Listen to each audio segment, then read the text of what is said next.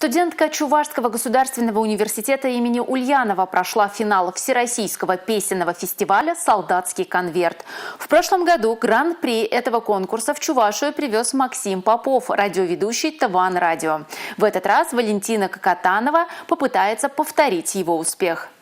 Прочувствовать боль тысяч матерей, потерявших на поле боя своих сыновей, мужей, братьев и отцов. Для Валентины Кокотановой непросто. Но, несмотря на страх, девушка поднимается на сцену, чтобы сказать: страна помнит боль 41-го и гордится теми, кто причастен к победе 45-го. Я стараюсь максимально полно войти в образ и поделиться своими мыслями и чувствами со зрителями, чтобы они начали сопереживать мне и лучше чувствовать то, что происходит в песне, и чтобы эта песня, этот момент, он остался в их сердце.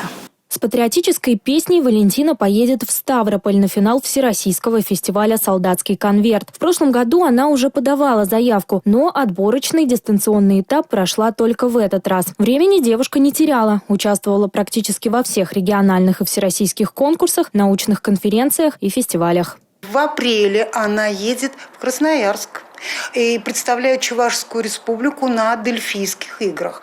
Вообще в портфолио Валентины очень много премий за исполнительские конкурсы именно по специальности.